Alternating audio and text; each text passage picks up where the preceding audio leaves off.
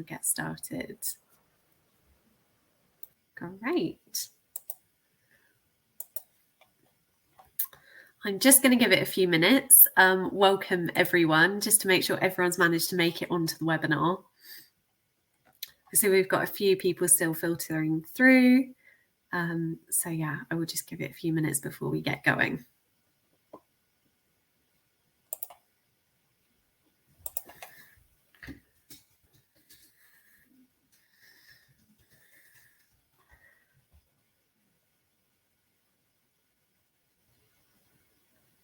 Okay, more and more people coming through, so I will just give it a few more seconds before we get going.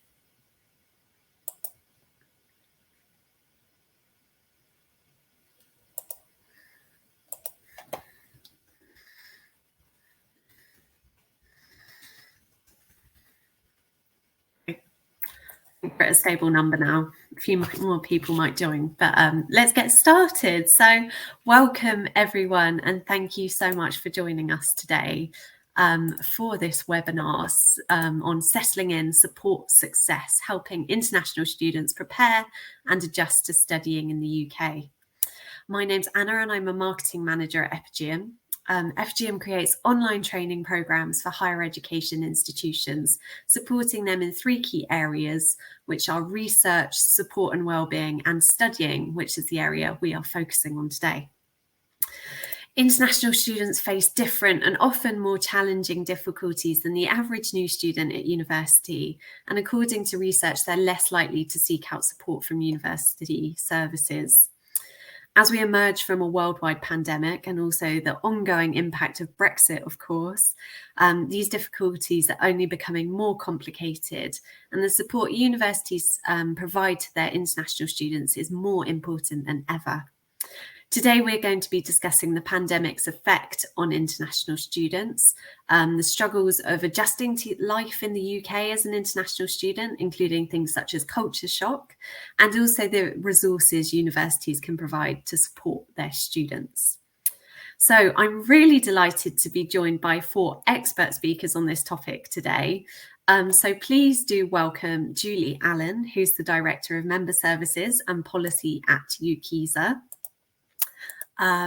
Which is a charity membership organisation who support international students.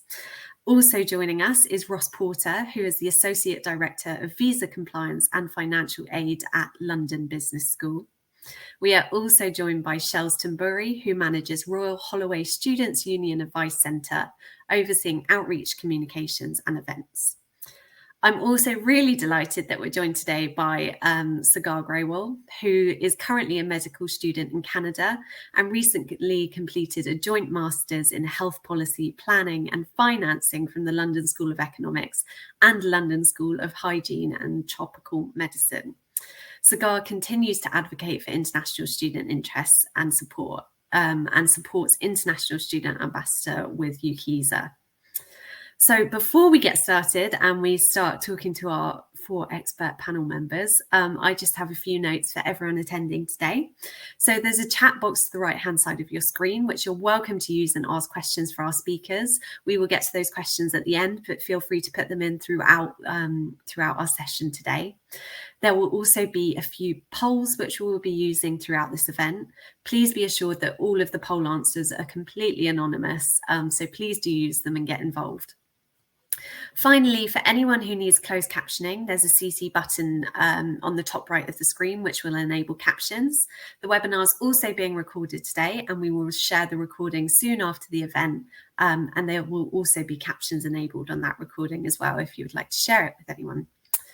So if anyone needs any help, if you have any technical issues or issues throughout the event, please privately message Emily Viganola, who is on the call, or email epigeuminfo@oup.com. If you have any questions about Epigeum's newest course, which is International Student Success, the UK version has recently published, and you can contact Amy Binns, which is amy.binns@oup.com. So without further ado, we will get going. So according to the Higher Education Statistics Agency, UK higher education providers hosted over 600,000 international students in the 2021 academic year, which is an increase of over 9% on the prior academic year. So despite the pandemic, there's still been an overall increase in first-year international students. So with that context, I'd like to pose our first question to our panel. So my first question is, with the pandemic looming over the past 2 years, what struggles do you think international students have faced? So Shells, could we come to you first? Sure, thanks, Anna. I think it's important to acknowledge that normally, COVID or not, international students face the same struggles as home students, but they also have some extra ones to deal with. And the main struggle I can think of from COVID really exemplifies this. It's one that affects all areas of student life, which I continue to be a bit obsessed with. And I'm talking about housing struggles. Housing problems can affect students' finances, mental health, ability to study, ability to relax, or even feel safe. So during COVID, more than half of our advice work at the advice centre where I work was consistently to do with housing struggles. While most students were able, and I'm talking about our home students, and they generally chose to flee to their family homes for lockdowns, lots of international students were stuck in ghost campuses, rarely getting an opportunity to interact with others in person. When the rules allowed them to, many still couldn't afford to fly back home to see their families, and this continues still. I have supported students who've spent the last few Christmases here and really struggled with it. It exasperated their homesickness, had a knock-on effect on their mental health, and eventually ability to study. Another struggle for students was the financial unpredictability that came with COVID. So yes, they had the required lump sum of money in their bank accounts when they applied to get their visas, but people's economic circumstances changed very fast, sometimes overnight. Some of you might be aware that once they leave halls, most international students will be expected to pay at least 6 months rent in advance to live in the private sector, unless they have a UK guarantor that lives here.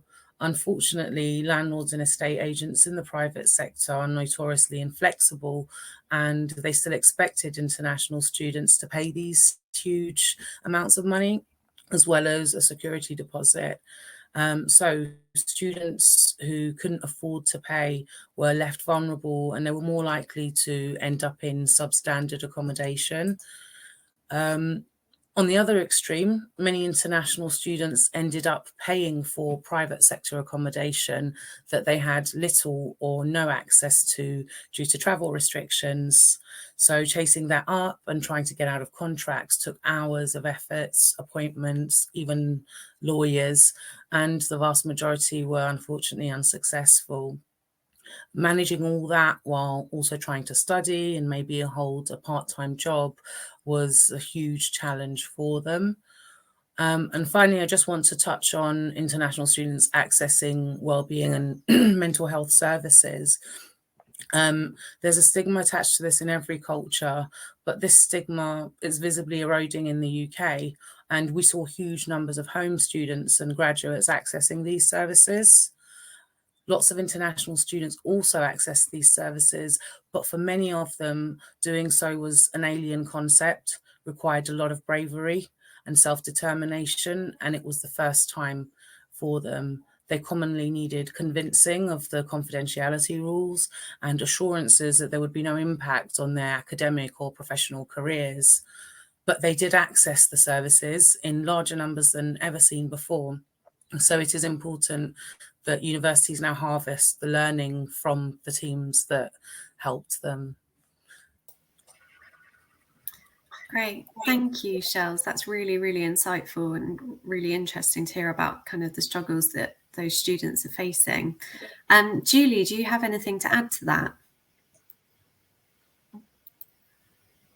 Yeah, I think Shell's has covered quite a lot of things. I guess also just to counter that, although I mean I don't disagree with anything Shell's is saying, that a lot of students did cope magnificently through it, and it's testament to the kind of students that make their way to travel in other countries, that the kind of resilience and the determination and the what they actually bring to the UK is really impressive. So although they faced all of these challenges, so many students just kind of persevered and got through them, and really often supported each other, which was really, really great to see. I guess the thing that I could add just is about, from the UKISA angle, a lot of the work that we do is around the very detailed immigration rules, and at any time that's one of the most complicated aspects of coming to the UK as an international student, is just finding your way, navigating through the immigration system. So during the pandemic, there was really a huge amount of uncertainty because the rules, not so much the immigration rules that impacted on students, but the rules around traveling around the UK were changing so frequently, was really difficult to keep up.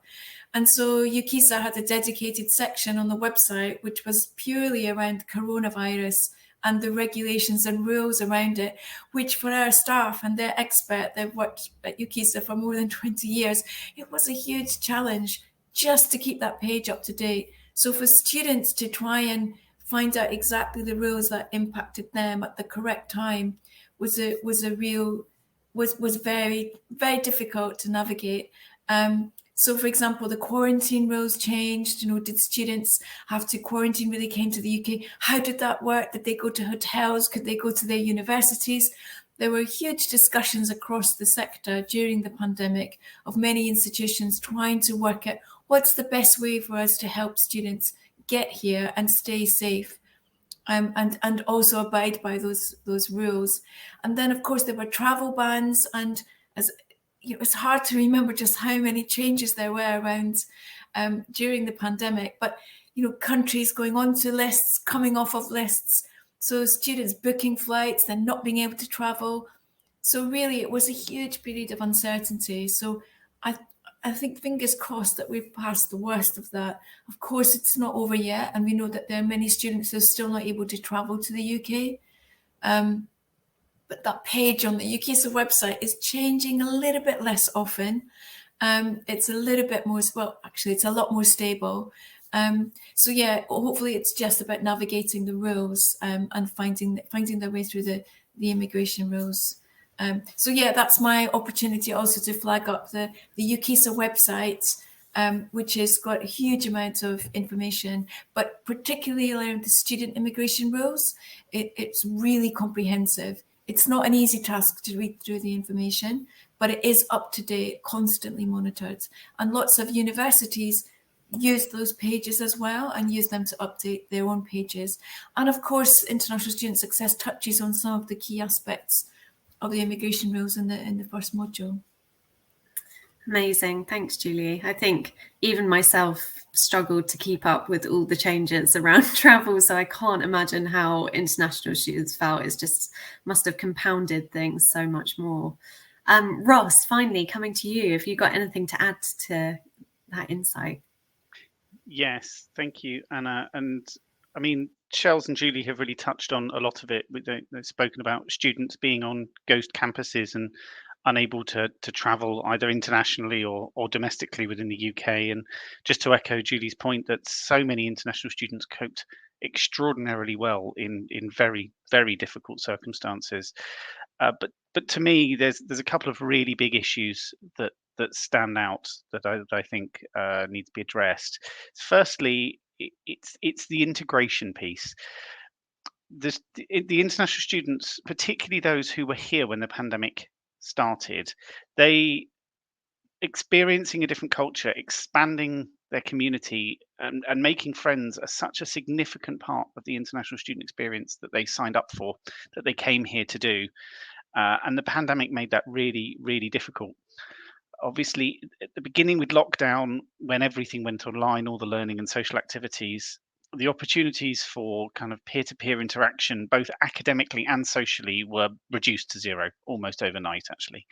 And that made the ready-made support network that international students would get in a classroom setting, that also disappeared as well.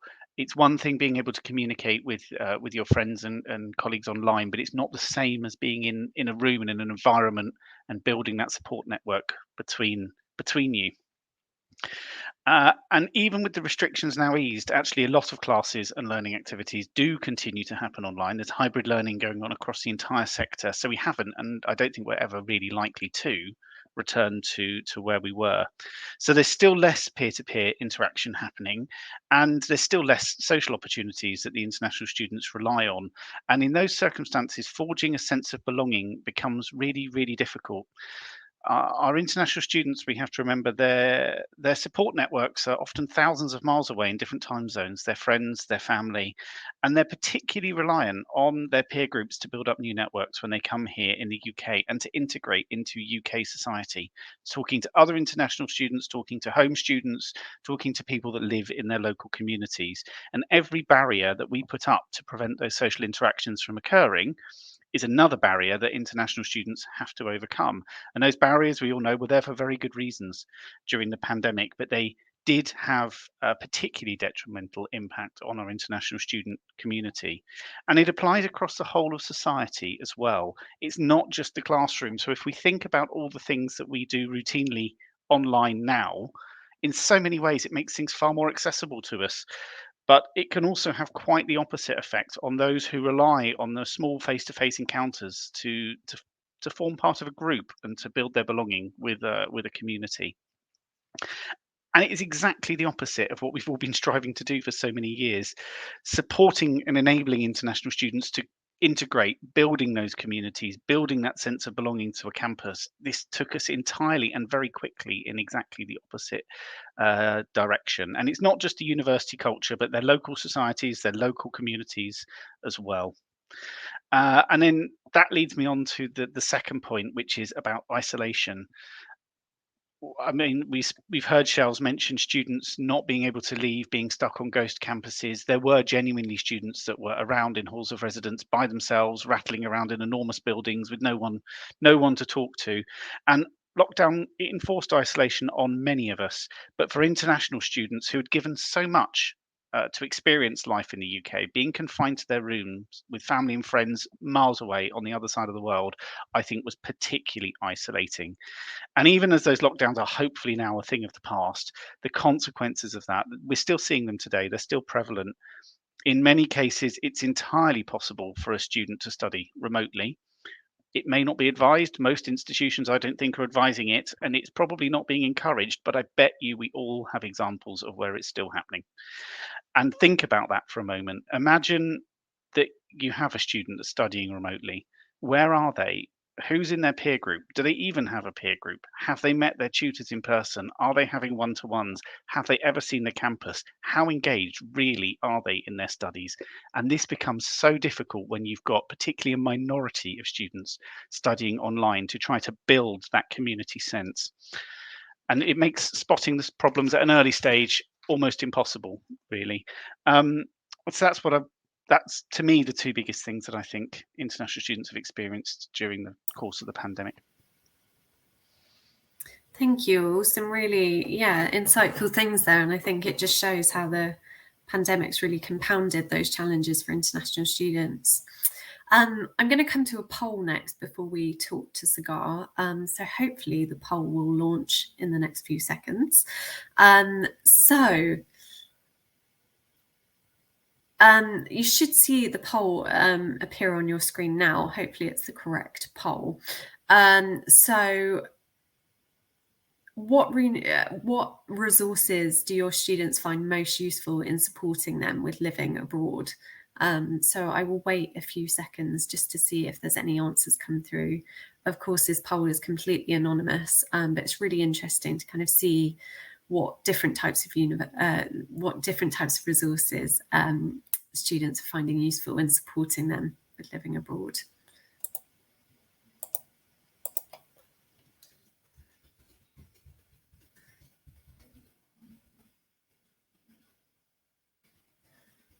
So I will just wait and see if some of the answers come through.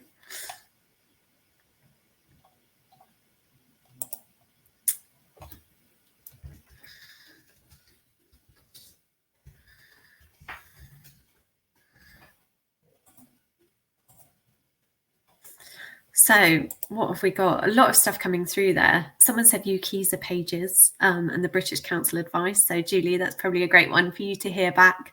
On-campus support, I think that really relates back to what Ross was just saying with these ghost campuses. Actually having a bit of face-to-face contact is really, really important. University events and welfare teams, webinars, conversation cafes and social events. I think social events or social things are really, really important. One-to-one support online or on campus, tutors, FAQs even, so much stuff coming through, which is really, really good to see and just shows kind of how many different things are perhaps needed to support international students.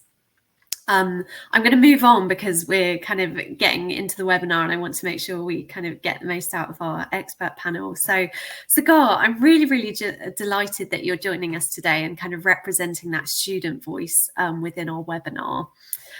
So as an international student, how have you kind of adjusted to living in the UK? And also what resources did you have from your university that perhaps supported you with that transition and also living in a new country?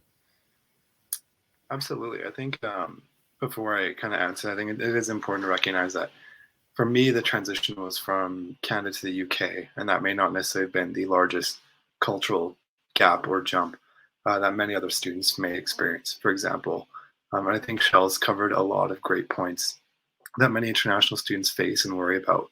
For example, mental health, I think, is a great one to highlight because students may have very different understandings of what is kept confidential at their home institutions versus what is not. They may fear that going to a wellness advisor will show up on their academic transcript if that's maybe what their pre-beliefs were from their home institutions in their home country.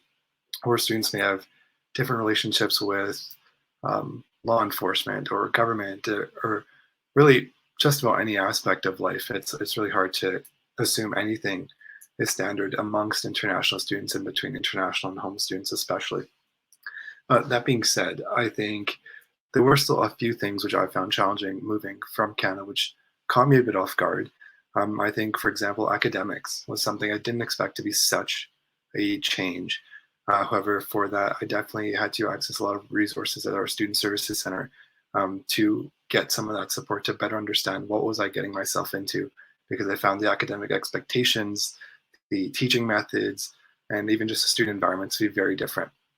With that, also navigating COVID last year in the healthcare system was something I certainly looked to my institution to learn more about as they were providing updates on whether campus was going to be shut down or what new travel laws may have been imposed and how that was going to impact students who may be seeking to come to the UK or return home. So that definitely played a major role as well. And I think for just resources generally, I think even some of the ones that come to mind may not capture all the ones, as I personally found trouble finding all the international student resources for some of my institutions. And so that being said, however, from what I did see for academics, I certainly got a bit more help with understanding how courses were graded differently in the UK, as that was something very different from Canada. And for example, as a postgraduate student, the relationship we had with our master supervisors was a very different one from what I'd expected in Canada, as there was a lot more independence and a lot less, I guess, guidance in going about your master's dissertation. So that was something I had to access help to the Student Services Center to support. Lastly, I think socially was one other thing that kind of comes to mind. I think it was important to also recognize that the international students who were present in the UK last year, I think you could very well tell that they came from a certain subset of countries. I did get a chance to meet a lot of Canadians or American students or other students from Europe. However, there was definitely an underrepresentation from students from many parts of the world, perhaps due to the immigration challenges that many countries faced with immigration offices being closed and students being unable to even get that Tier 4 visa to get in the door. And with that, I think a lot of the immigration advice I even accessed, I absolutely relied on places like Facebook or word of mouth to understand some of that. So also recognizing that there is some informal avenues as well for news sharing around immigration or housing, which can potentially be a positive, but also a negative. And then lastly, socially, I absolutely wanted to make friends and wanted to get to know students, both international and home students, during my time there. So I certainly signed up for things like buddy groups or treasure hunts on campus, really any opportunity I could, especially in COVID, to meet people face to face if possible. So I certainly appreciate those as well. Amazing. Thanks, Sagar. Sounds like you really immersed yourself, which I think is key to having a good experience as well. So as we've touched on, studying in the UK as an international student can of course be kind of really overwhelming, especially during a worldwide pandemic, which compounds a lot of the challenges students already face.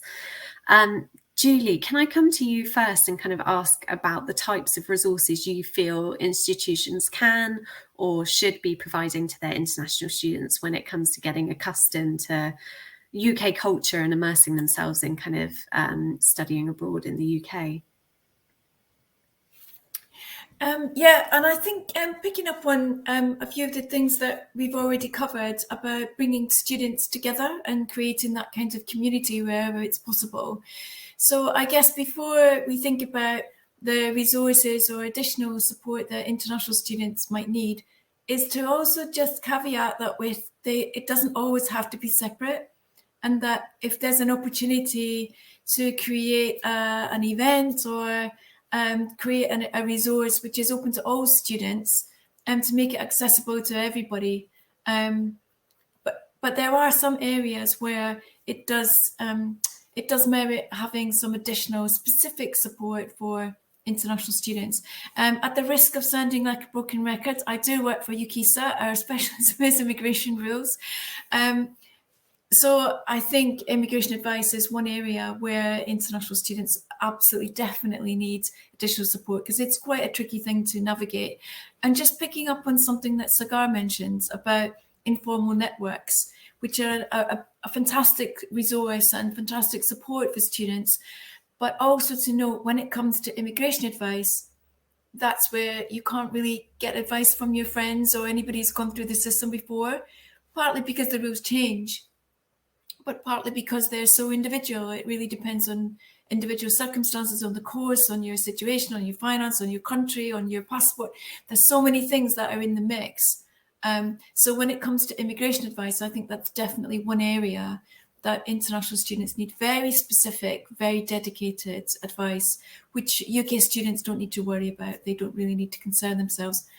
Although I think it's quite good if UK domestic students or students that don't have to go through that system understand just a little bit about it, because it generates a bit of compassion for what students have got to go through, to understand that, you know, the perseverance and the commitment, enthusiasm that students have got, that they'll go through all of that just to come and study in the UK. I think one other area that it comes up a lot whenever we talk to students, and Sagar, I'm sure will agree with this, is about career support and support about finding work or part-time work and work post-study in the UK. Of course, it's impossible for any institution in the UK to provide information for every single nationality of the students that come to the UK. So we're not saying that career services should be able to advise on 100 different job markets around the UK, but there is some additional support that international students can benefit from. I think a lot of universities and colleges are very good at advising students on UK work culture.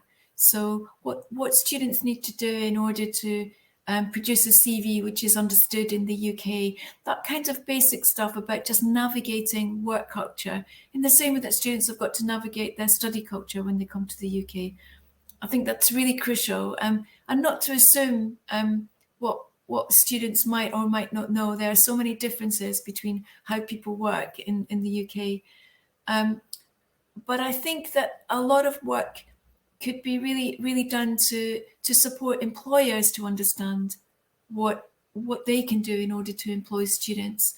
We do hear a lot from students who are struggling to persuade employers or help employers to understand the immigration rules, about what the rules are around working during study, when vacation periods start and finish, all of these kind of rules. So I think anything that institutions can do to link with employers to help them to navigate the system, that will then encourage them to support students and employ students, because we know when employers do take on students from other countries, it's very rich. There's so much that they can learn, so much that they can contribute to any environment that they're going into. So yeah, I think there's a whole raft of different areas, and I'll let Shells and Ross come in on that. But I think there's two aspects that are very specific about rules and legislation, particularly around the immigration rules for study in the UK and the rules around working in the UK. I think in particular, there's the graduate route, which is a fantastic route for students to stay on and work after their studies in the UK. So students who here can stay on for 2 years after they complete their undergraduate or postgraduate studies, and PhD students can stay on for 3 years to work in the UK. It's a really free, not free, what am I trying to say? It gives a lot of freedom in the workplace, so it's not tied to a specific employer, but we do need to help employers understand about this visa so that they can employ students. So there's lots and lots of opportunities, but I think work that institutions can do is to help students navigate them and understand what the opportunities are, as well as linking with employers. Absolutely. Thank you, Julie. Ross, do you have anything to add to that? Thank you. So Julie is absolutely right. There's a whole wealth of opportunities there, and particularly around employment, that we should and are in many ways providing very good resource and support to students. But I think there's a lot of space to improve as well. The way I thought about this when the question was posed is I thought actually it's a really good question, because at first it seems so simple to answer, but there's a lot more to it than that, and it's something that I often have seen done quite poorly, as well as being done really well in good pockets. And the simple question to me is to turn it around and to ask, what is it that students need? It's not necessarily a question for us to answer what we should be providing them. It's a question for them to tell us, and I think that's the piece that is very often missing from the puzzle. We're very good in the sector. We're very good when it comes to welcoming and inducting and helping students orientate. That we're very good at telling students what we think they need to know, but we're less good at actually providing them with what they do need to know. And I've done a lot of work on this myself, and what I found is students are far more savvy than actually we give them credit for. We live in a global world, and most students that come here, not all, but most or many, have some experience. Even if that experience is not firsthand, they still have some experience of other cultures, and they're also quite adaptable as well. And yet, as a genuine example, I have genuinely seen students told with a straight face, after having arrived in the UK, been on their flight, found their accommodation, come into a room, of degree students being told how to plug something into a UK plug. Now, that may seem ridiculous, and they were being told this with a straight face, but it highlights my point. What we think they need to know is often so far removed from what they actually do need to know that it is laughable. Of course, there may well be students who struggle with the daily practicalities, such as charging their phone, and I absolutely don't want to diminish the challenges they have to overcome. But I think we should all agree at the outset that that is certainly not going to be the majority of people. And we therefore need the resources we provide need to be able to allow students to build their own learning journey based on their own life experiences that they bring with them. Things that they can pick up at a time that suits them and refer to if they have any questions, things that they can skip over if they don't need to know, things that they can explore in a little bit more detail if it is of particular interest to them. That then frees us up to work on the important stuff. So we often deliver a lot of top-down information in quite a resource-intensive way to international students, particularly when they first arrive. And there are ways to do that by providing information that could be self-service that then frees us up to work on the important things that is a bit more difficult to work out for themselves. Things picking up on what Sagar said about how to access support services at the university, where to go if you need help, where to go if you've got problems with your landlord, or what their tutors are expecting from them, actually getting down into the detail of what they're going to need to do when they're here as students. Because ultimately, that's the stuff that matters.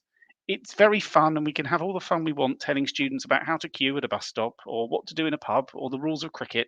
But ultimately, like all of us, what they really want to be is safe, and they want to succeed in their time here. And that's probably where their anxieties are based. And that has to be done with the relevant information, and it has to be done crucially at the appropriate time.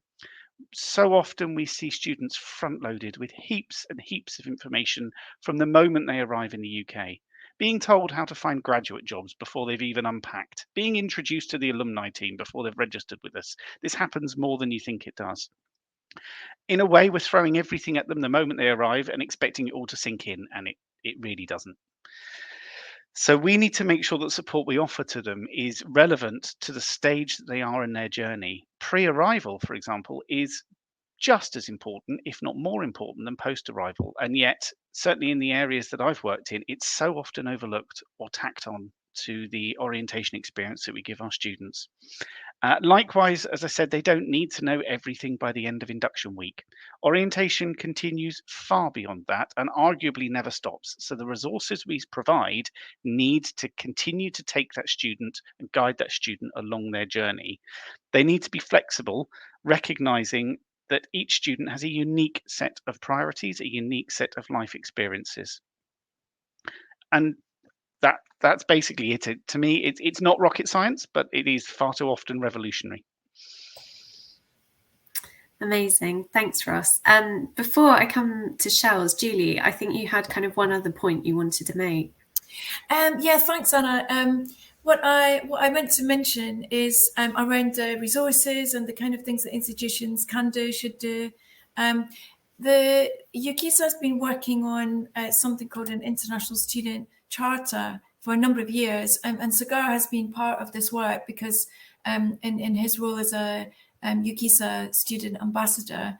So it's a document that students have worked on for about the last 18 months. And really, it's about exactly what Ross is talking about. It's about what students say that they need and that they want. So it's a student-led document. And we're going to launch this in the summer at the UKISA conference. But it really is taking some of these points and listing them so that it's a resource that institutions can look at. It's an overview, it's high level, but it's really saying this is what students say that they need, and this is some ways that you might be able to approach it. It can be top level, and then people can use it to go into the detail from it. But yeah, I meant to mention that earlier, that we are producing this, but I think a key aspect of it is that it's student-led. It was designed by students with lots of other input from different areas, but really came directly from the student voice. Amazing. Thanks, Julie. Shells, do you have anything to add to that? Yeah. I'll add on. I'm going to add on to a couple of points because we do have a lot of overlap. But I think what Russ was saying earlier about giving students what they need, and Julie talking about the student voice, I think it's really important, and it's on us as people who work with students or run these services to look at what our students are asking for us and try and gather some data and learn from that as well.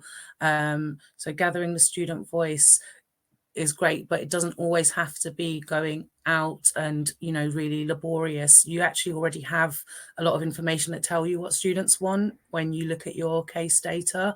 So I'm going to go back again and just touch on what we're talking about, getting accustomed to UK culture, it's not just about how social interactions differ. It will include broader topics like understanding British attitudes towards healthcare, or more specific, even legal ones, like understanding if it's okay for a landlord to let themselves into your rented accommodation. So I can't stress enough how important it is for universities to provide detailed information and support about local private accommodation. Like Ross said, something that they can go back to and pick up on when they need. And this can be in the form of accessible information online, good advice pages, but they need to be backed with staff to guide and support students in using that information if they need it, because our students do all have different accessibility needs. We talked about how students are bombarded with information coming from multiple channels, even before they start university. And they often report this as a source of anxiety. Professional and support staff at universities are probably the most valuable resources for students at this earlier stage, especially before arrival, on arrival. Even from before arriving in the UK, international students have so many questions, and they can get frustrated with having to go through mazes of links to find the information they need. Unfortunately, UK universities aren't renowned for having the most user-friendly or up-to-date websites. Some of them are great, but making a bit of a generalization here, I would say please look to the UKISA site for some inspiration, because it is really great. It's up to date, it's easy to navigate, and we looked at it when we were designing our advice pages as well. So what happens, students inevitably want to speak to a human, and if they're not able to, or if it's very difficult to be able to speak to a human, it's a really bad experience, and it's a bad start to their student experience. And finally, I just wanted to talk a little bit about types of resources, and encourage university staff to think about, or more about, collaborative resources, which I know they already do, but I think it's a great area where new work and useful work comes out from, where different university teams collaborate. For example, our international support team at Royal Holloway, they're great collaborators, and they collaborate with the universities, so with the students' unions, Give It a Go events programme, like the one many SUs in the country have. They ensure that events like ice skating or London shopping trips or bowling go into the mix. These offer great opportunities for the students to venture beyond campus and get a feel for different British communities, and doing more sort of everyday things, so to speak. And they're not exclusive to international students, but they do love them, and they're very popular. Another collaboration that we're looking at now, for example, is working with the university's volunteering team to recruit volunteers to help international students. One thing we noticed a lot in COVID was international students were trying to book accommodation from abroad, which we don't advise them to do. It's risky, they can't see the place, it's a lot of money to pay and a contract to sign. But they ended up doing it and becoming vulnerable to fraud. And so we are now looking for student volunteers who can, on behalf of their international counterparts, go do a viewing, maybe FaceTime the other student, ask some questions, and offer them a safe way to find housing before they arrive, so they don't then have to come here and stay for weeks in hotels while they're looking for housing. So I think collaborative work just can bring out these amazing, helpful things that we might not think of in our silos. That's my final point there. Thank you, Shells, and thanks all. That's really, really, really good to hear from you all. So I think we've got another poll, which I'm just going to pop up on the screen. So this is about kind of the top 3 challenges that international students are facing at your university. I imagine there's probably not just 3, but it would be really great to hear from everyone kind of what particular challenges you're facing or your students are facing. So I will just kind of leave that up for a minute and see what's coming through.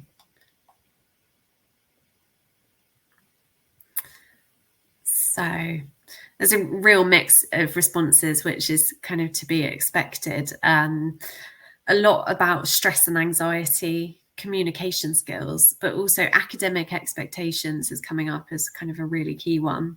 Obviously, no two students are the same, and I expect a lot of the kind of challenges an individual student faces is very different to, you know, another student. I just want to mention Epigym's International Student Success course, which all of our expert panel have been involved in creating. It's been designed really flexibly so that students can be directed to different modules within the course, depending on their particular area of need at the time.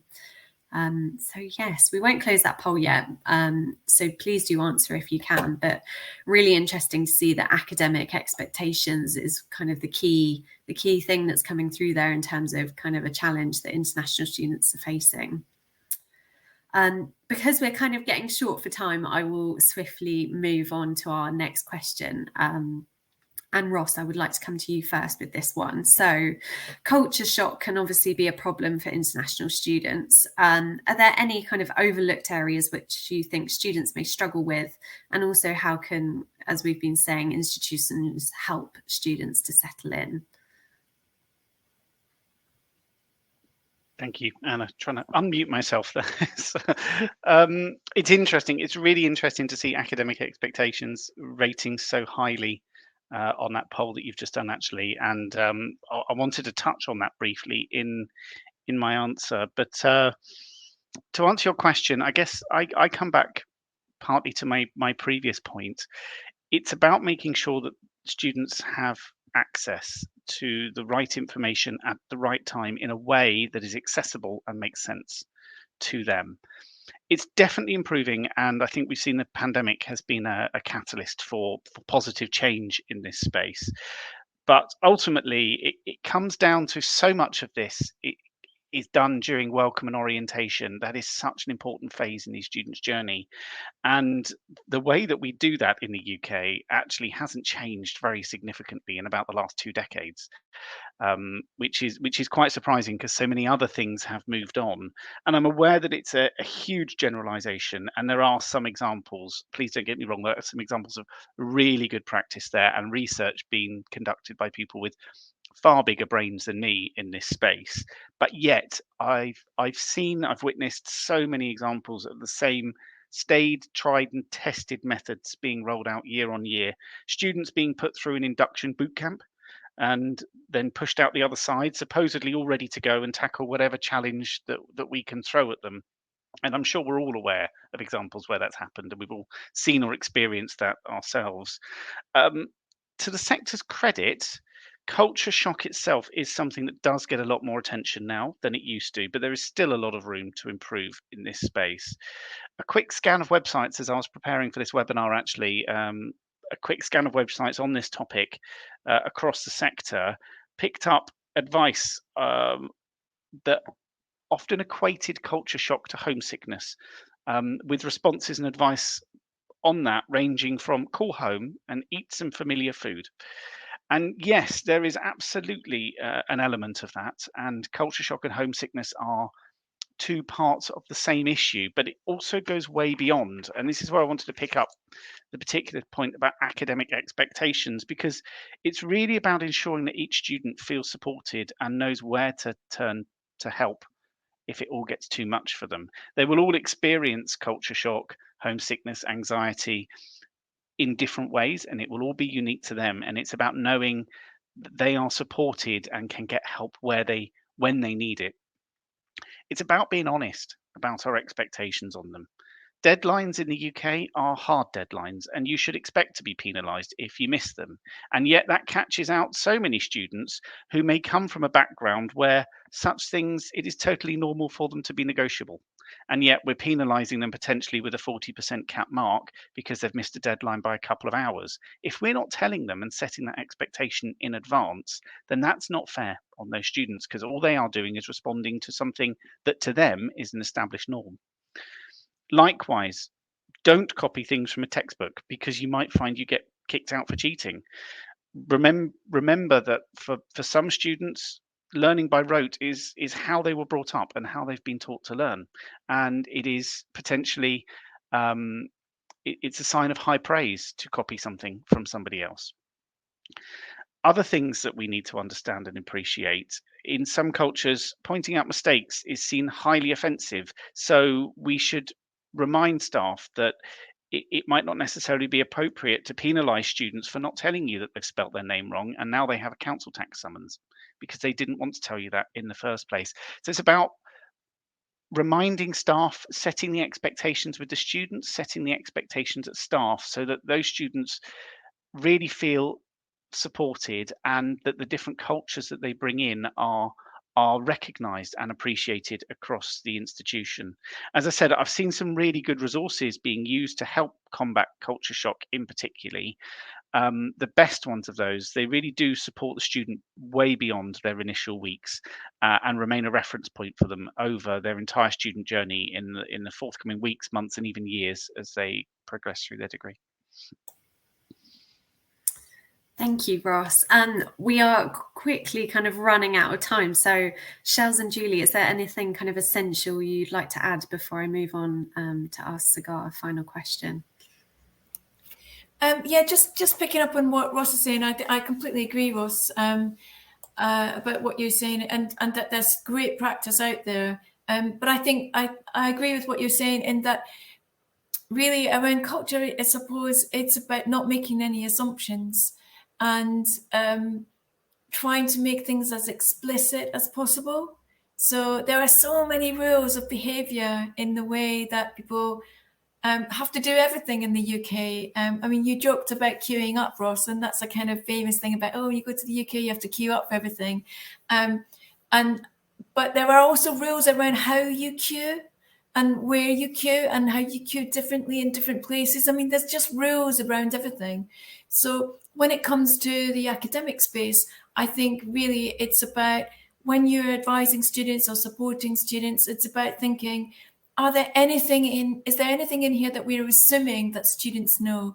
So for example, Ross's thing about deadlines, but for many, it might think, well, it's obvious this is a deadline. So this is the date that everything has got to be submitted by. But maybe to unpack a few more things. But when we say deadline in the UK, we mean that it must be in. And if you have a problem with this, there's a system that you have to go through. There are rules to negotiate on the deadlines, but you can't break the rule and then ask for it later. So I think often the thing about rules and regulations, and higher education and further education are full of rules and regulations. We often don't realize that students have broken them we often don't realize that the rule is there until students break them. And it's the same for students. So again, it's about try not to make assumptions, try to make everything as explicit as possible. It's hard work. There's a myriad of rules that we're just following every day without quite realizing that they're there. So I think when anyone is focusing on an aspect of their work, to think, okay, any assumptions in here, and just breaking them down as far as they can for students. I'm sure that Sagar can tell us about some of the things that he was tripped up by, but not being told, like, well, how would I know that? Absolutely. And I guess also the assumption that, well, it's Sagar's from North America, that it's more or less the same. But what you were saying earlier, Sarah, is actually it's really different. And so there's also kind of cultural assumptions that we make about different cultures. So yeah, lots of fun to be had. Sure. And Sagar, kind of coming to you on that point, what kind of advice would you give to universities in supporting students like yourself in terms of culture shock and beyond that as well? I think kind of the very first initial steps that come to mind, I think, are to recognize international students to start with. Recognize that they're a very diverse group with students from very different parts of the world with very different beliefs, coming to the UK and trying to integrate into a very new country and society, while also trying to focus on their academics. And they're also trying to navigate really a number of different and changing and dynamic things. For example, whether they can work, or what the health situation is like and how that's evolving. So I think, first of all, just recognizing that that is a population of students that needs additional support. I believe it's a matter of equity. These are students who are facing different challenges, and recognizing that due to that, they may need certain supports that not all students need or would benefit from. And so moving forward, I think it's also important to recognize that it is a team effort. I think I benefited certainly from some of my institution's programs and services, but also ones for example, my residence. My residence was absolutely a great reference point for me. Also third-party organizations like UKISA that are involved in the higher education space. So I think it's important to recognize that there are partners all throughout this ecosystem in higher education, and that universities should seek to align with their students' unions, with other organizations like UKISA, and with the residences to ensure that students don't fall through cracks moving forward. Amazing. Thank you so much, Sagar. Right, we've got kind of 5 minutes left. There's been some really, really good questions coming through the Q&A. I don't think we'll be able to get to them all today, but some that I would like just to pose to you.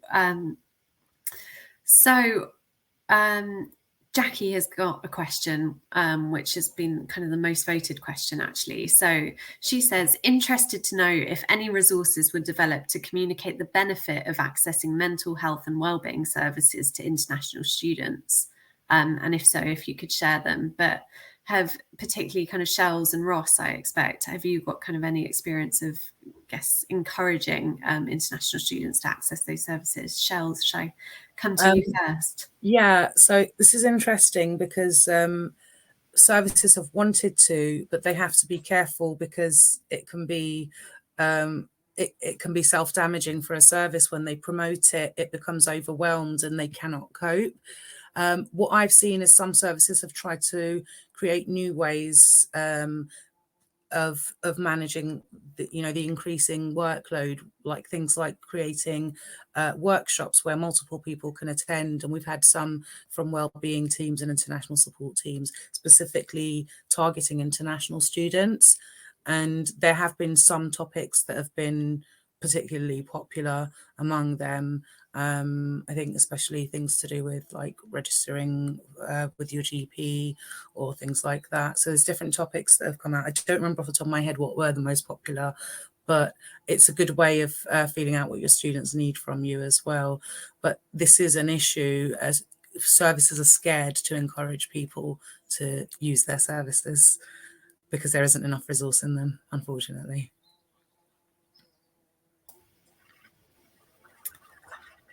Ross, do you have anything to add to that? An institution I previously worked with launched the Big White Wall for mental health in the mental health space, and I think that was particularly attractive to international students because it meant that they could anonymously access a service that they may not otherwise be entirely comfortable in accessing. We all know that mental health is a very important topic, but it gets a lot more airtime here in the UK and probably across Europe than it does in much of the rest of the world.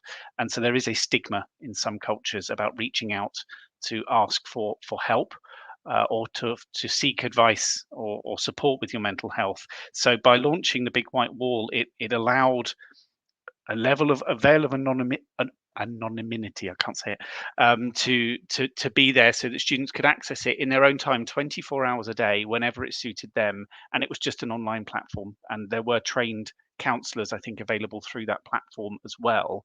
But it was all entirely anonymous, and I think they found that a particularly useful resource, and with the added benefit that it outsourced a lot of that volume that Shells was just speaking about that would have otherwise overwhelmed the service. That's really interesting to hear. Someone else has mentioned kind of the cultural stigma around mental health, but also someone has said that they translate their kind of mental health documentation into other languages to make it more accessible for students, which is really good to hear. A lot of the other questions that are kind of coming up are around visa delays, which mean students often miss the welcome period that the university is offering. How can people deal with that? I think, Ross, you mentioned pre-arrival is really important. Is there anything you guys have to add on that? If I could just comment on that one, because I saw that question pop in, and it goes back to the point that I was saying there, which is, you know, the traditional method of an induction boot camp. It shouldn't matter if a student arrives 3 to 5 days late. It shouldn't matter if they arrive a couple of weeks late. It's an established norm that we've all been dealing with for many, many years. So my response to that is that if you're arranging an orientation or an induction period that requires students to be in the UK and in a room, and many of them are missing it, then I think you actually need to reconsider whether that's still the appropriate format and time and space in which to do it. And it goes back to many of the points I made previously. A lot more of a flexible, less linear approach to student orientation, making so much of it accessible directly to students at a time and a place that it suits them. And then allowing the on-campus activities to focus on the fun stuff and the important stuff would be my response to that. And that's how I've developed induction programs in the past.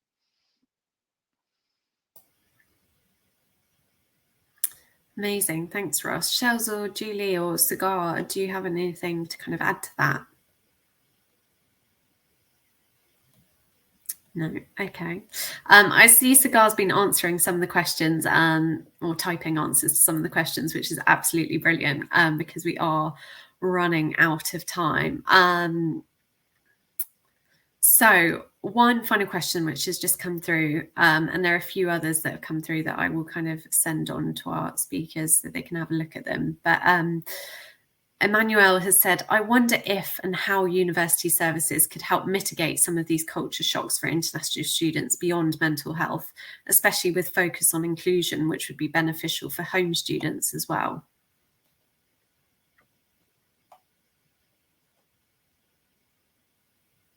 Any kind of advice there? A lot of the stuff coming through is around kind of mental health and support there.